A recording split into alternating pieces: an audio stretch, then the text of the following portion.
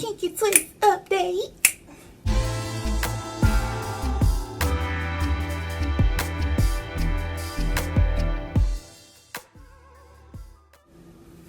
Hey honeys, welcome back. If you're new here, subscribe to my channel. I hope you find some content that keeps you coming back. Let's talk about it. So I'm going to start this video off a little differently than I generally do.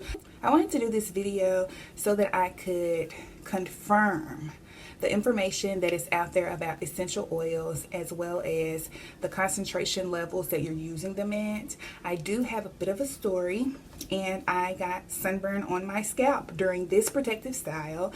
I got the sunburn in less than 10 minutes while I was putting groceries into the vehicle, and my scalp just started to burn. It didn't burn all over, it burned in one spot, so it was directly kind of pointing down on me.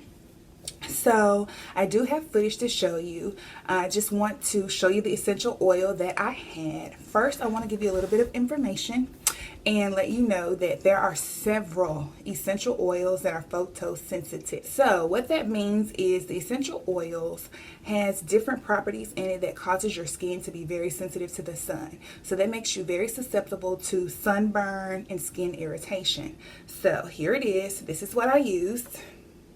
The lemongrass essential oil. Oh my gosh, the smell of it smells so good. I just really love it. It will boost your mood because, you know, lemon, just regular old lemon essential oil will boost your mood. Orange, tangerine, what's the other one that I'm thinking of? Bergamot. Is it bergamot? Is that how you say it? Bergamot. They all smell really good, very citrusy, very clean, and they all elevate your mood. They stimulate circulation, different things like that. So go ahead and research essential oils on your own. Get you some, use them sparingly and cautiously. Okay, so with no further ado, I'm going to go ahead and skip to that footage so that you can see the evidence of the sunburn, and we're going to keep it going.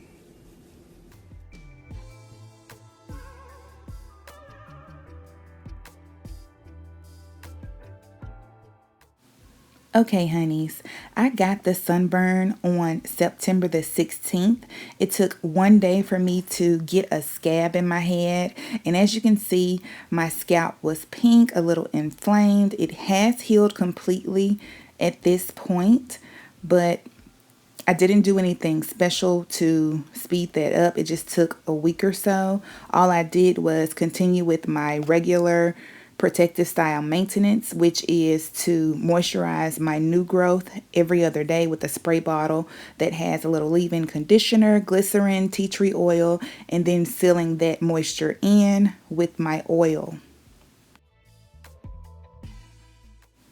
I did notice on September the 22nd that the flake was getting loose, and then it eventually just came off the next day.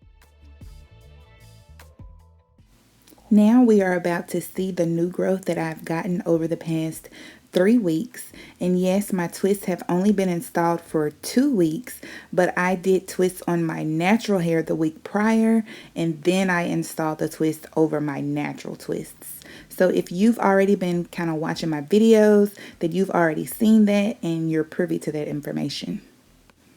If you haven't seen the installation video, I will link a card above so that you can just click it and go and watch that.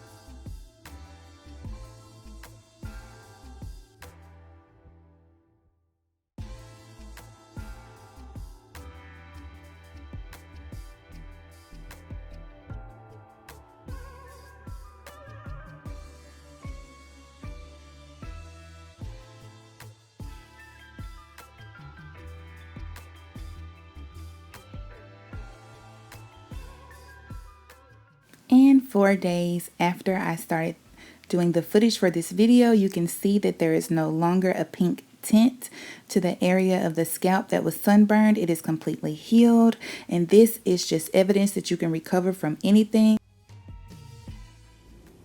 Thanks for watching. I'll see you next time. Subscribe to my channel, turn on the bell notification so that you don't miss another video, and come back and see me.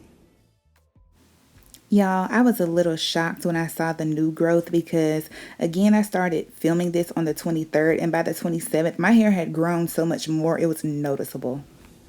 Here I go, boo. Okay, what the heck was I supposed to be recording?